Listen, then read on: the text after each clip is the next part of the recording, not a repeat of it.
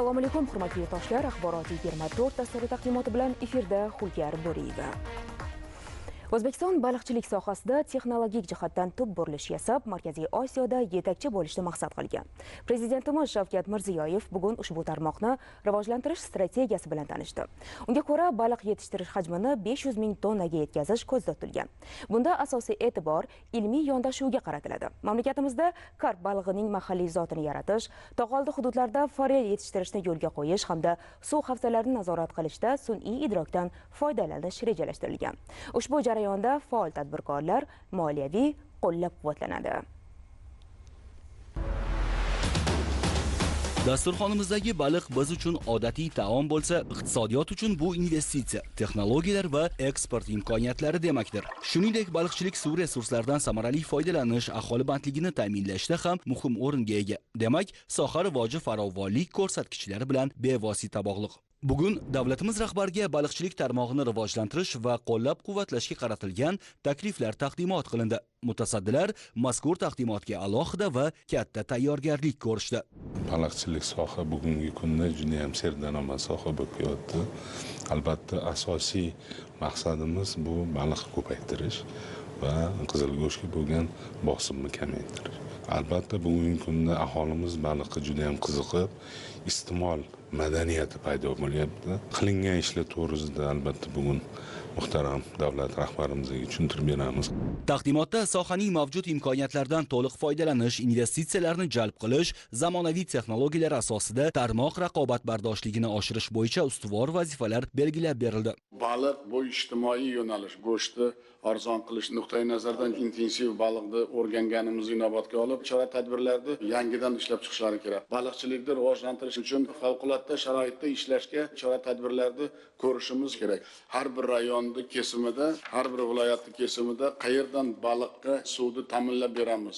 Qanday qilib 2 yil ichida 500 ming tonnaga chiqaramiz? Imkoniyatlarni ko'paytirish bo'yicha, tadbirkorlarni ko'paytirish bo'yicha nima qilish kerak? Ikkinchidan, har 3 oyda intensiv baliq qilish bo'yicha o'qitish, treninglarni o'tkazish nuqtai nazaridan yangi takliflarni berish kerak. Ta'kidlanganidek, baliqchilik oziq-ovqat xavfsizligini ta'minlash, qishloq aholisi daromadlarini oshirish va suv resurslaridan samarali foydalanishda muhim yo'nalish hisoblanadi. Dunyoda akvakultura jadal rivojlanib bormoqda. Ilk bor yetishtirilgan baliq hajmi tabiiy suv havzalarida ovlangan baliq miqdoridan oshib ketdi. Yurtimizda bu sohani rivojlantirish uchun katta imkoniyatlar bor. O'zbekistonda 173 ming kilometr daryo va kanal o'zanlari mavjud. Suv resurslari cheklangan bo'lishiga qaramasdan, mamlakatimiz Markaziy Osiyoda baliq yetishtirish hajmi bo'yicha yetakchi o'rinda turibdi. 2025-yilda 206 ming tonna baliq yetishtirilgan. So'nggi yillarda aholi soni o'sishi bilan oqsilli mahsulotlarga bo'lgan talab ham oshib bormoqda. Baliq esa iqtisodiy jihatdan samarali, parhezbob va aholi salomatligi uchun foydali ozuqa manbaidir. Shu bois oddiy ko'l baliqchiligidan suvni tejaydigan, qayta aylantiradigan va intensiv texnologiyalarga asoslangan tizimga o'tish zarurligi ta'kidlandi. Taqdimotda 329 ta tabiiy suv havzasi va suv ombori hamda ular atrofidagi 163 ming gektar yer maydonlarini ijaraga berishning yangi shaffof tizimini joriy qilish, intensiv baliqchilik va naslchilik xo'jaliklariga har yili zarur miqdorda suv yetkazib berish kafolatlanishi lozimligi qayd etildi. Bugungi kunda intensiv usulda baliq yetishtirish hajmi umumiy ishlab chiqarishning 20% dan oshmayapti. Vaholanki, bunday texnologiyalar hosildorlik va daromadni bir necha barobar oshiradi. Agar mavjud imkoniyatlar to'liq ishga solinsa, baliq yetishtirish hajmini 5 barobar oshirish mumkinligi aytib o'tildi. Shuningdek, taqdimot davomida sohada yangi texnologiyalarni joriy etish va tadbirkorlarni moliyaviy qo'llab-quvvatlash, xususan yopiq suv aylanma tizimini o'rnatish xarajatlarining bir qismini qoplash, naslli ona baliqlarni import qilish uchun subsidiya ajratish, quyosh panellarini o'rnatish uchun subsidiya berish va aylanma mablag' uchun imtiyozli kreditlarning foiz xarajatlarining bir qismini kompensatsiya qilish lozimligi ta'kidlandi. Baliqchilik xo'jaliklariga kreditlar ajratish, milliy va xorijiy valyutadagi kreditlar bo'yicha foiz xarajatlarini qisman qoplash mexanizmlari joriy etiladi. Ushbu imkoniyatlar hisobiga keyingi yilda baliq yetishtirish hajmini 500 ming tonnadan oshirish choralarini ko'rish topshirildi. Taqdimotda naslchilik va ilmiy yondashuv masalalariga ham alohida e'tibor qaratildi. Sifatli chavoq va yaxshi genetika yuqori hosildorlikning asosiy sharti ekani ta'kidlandi. Shu bois karp, laqqa, forel, osyotor kabi baliq turlarining naslini yaxshilash, yangi zotlarni mahalliy iqlim sharoitiga moslashtirish bo'yicha ishlar yo'lga qo'yiladi. Jahon tajribasi shuni ko'rsatyaptiki, akvakulturada mahsuldorlikning katta qismi aynan genetika va seleksiya hissasiga to'g'ri keladi. Shu bois ilmiy tadqiqotlar va naslchilik ishlariga yo'naltiriladigan investitsiyalar nafaqat sohaning bugungi ehtiyojlarini qondirish, balki baliqchilikning uzoq muddatli raqobatbardoshligini ta'minlashga qaratilgan sarmoya hisoblanadi. Shu bois kelgusi yildan tog'oldi hududlarda yilga forel va osyotor balig'i yetishtirish quvvatlarini yaratish reja qilingan. Baliqchilik ilmiy tadqiqot instituti uchun Ohangaron daryosi bo'yida tajriba sinov maydoni tashkil etiladi. Milliy karp zotini yaratish bo'yicha xorijiy grantlar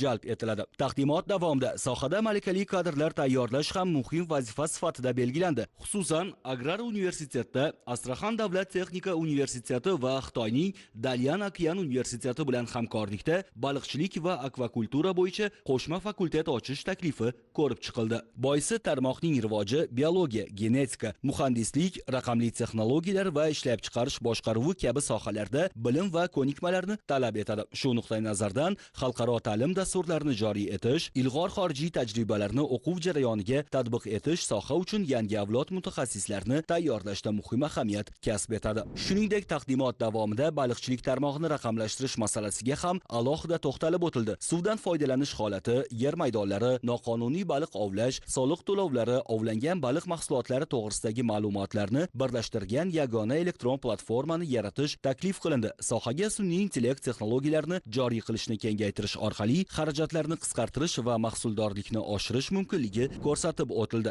Raqamlashtirish esa tarmoqning boshqaruv samaradorligida muhim omillardan biriga aylandi. Barcha ma'lumotlarni yagona tizimga integratsiya qilish, jarayonlar shaffofligini ta'minlab, tahlillarga asoslangan qarorlar qabul qilish imkonini yaratadi. Davlatimiz rahbari takliflarni ma'qullab, sohani qo'llab-quvvatlash choralarini yanada kengaytirish zarurligini qayd etdi. Mutasaddilarga baliqchilik tarmog'ini zamonaviy texnologiyalar, ilmiy yondashuv va samarali boshqaruv asosida rivojlantirish, tadbirkorlar uchun qulay sharoitlar yaratish, suv resurslaridan oqilona foydalanish va aholi dasturxoniga arzon, sifatli baliq mahsulotlarini yetkazib berish yuzasidan topshiriqlar berildi.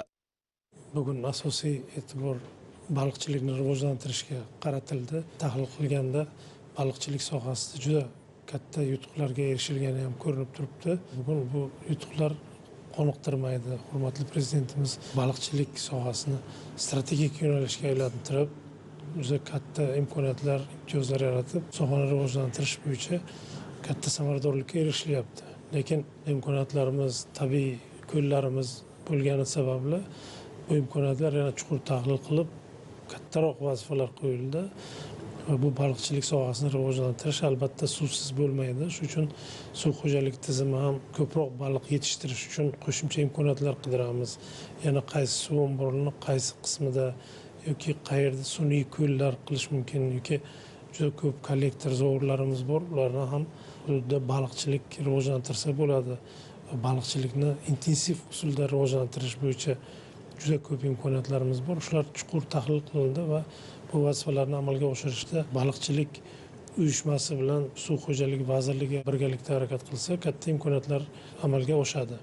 Shuning uchun bu baliqchilik sohasi suv xo'jalik vazirligi tizimida bir markaz tashkil qilib, viloyatlarda, tumanlarda uni hududiy bo'linmalari va konsalting xizmati bo'ladi.